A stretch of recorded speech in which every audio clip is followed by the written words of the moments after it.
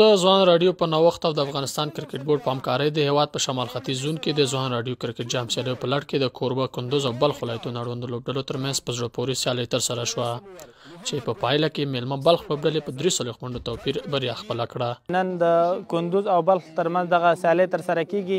واقعا ډېره په زړه پورې سیالي ده او د ځوانانو لپاره یو ښه فرصت دی د لوبو لپاره او دوی کولی شي هغه خپل استعدادونه هغه کمې وړتیاوې چې لري هغه خلکو ته وښایي او نور هغه سینیر هغه کم غوره لوبغاړي دي کم سینیر لوبغاړي دي هغوی څخه تجربې ترلاسه کړي. خلک ډېر زیات خوشحاله دي که دا ډول سیالۍ د ولایتونو ترمنځ ترسره شي د دوی به دغه اتحاد او وحدت لا پیاوړی شي.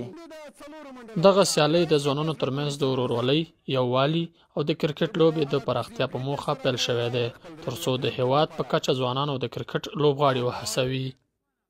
دلته د ځوانانو شوق، اشتیاق لوبې ته او ورزش ته، د ورزش سره د دوی مینه موږ ته او زموږ کاري ټیم ته واقعا ډېره بېسارې وه او موږ خوشبختانه ډېر د تود هرکلي سره هم دلته مخ شو کله چې دلته رالو.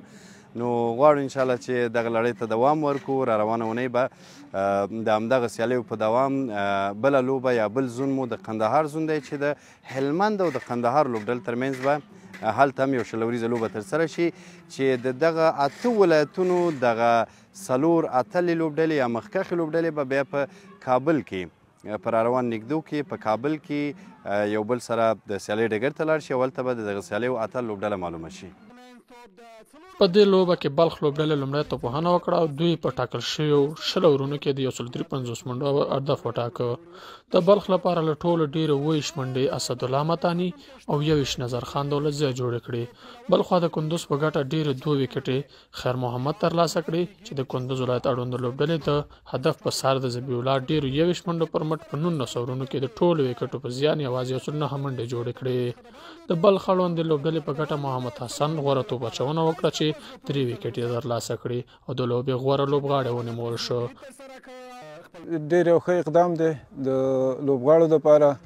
نو دوی مخکې هم داسې لکه چې فوټسال او دیو دپاره دا سیالۍ په لاره اچولې وې نو ډېر خوښ وي موږ د دوی نه.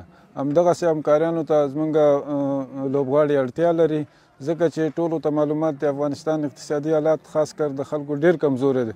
نو دغسې چې لږ تشویق شي انشاءالله زموږ افغانستان کې بر ولایتونو کې ډېر غټ غټ استعدادونه دي نو هغوی به مخکې راشي. ډېر زیات خوشحاله یم. دا ډېر ښه اقدامات دي ځوانانو راډیو د خوا نه چې په لومړی ځل داسې یو ټورنمنټ یې په لاره اچول شوی. نو دې کې ډېر ځوانان راځي خپل ځان خپل استعداد معلوموي او مخې ته به راځي همداسې.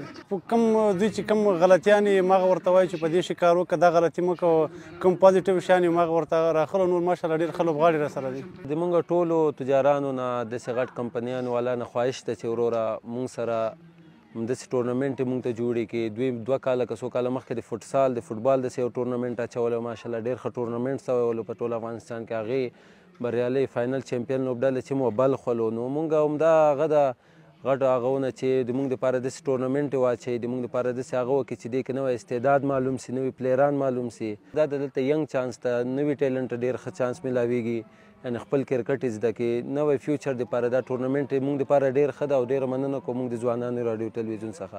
یعنی این تورنمنت به این معنی است که برای بازیکن‌ها شخصا با کوچ با پلیر به این معنی است که ما از این تورنمنت‌ها یک دستاورد خوب یک تالنت خوب پیدا کنیم ایرا با کرکت بورد یعنی با دومستیک معرفی کنیم.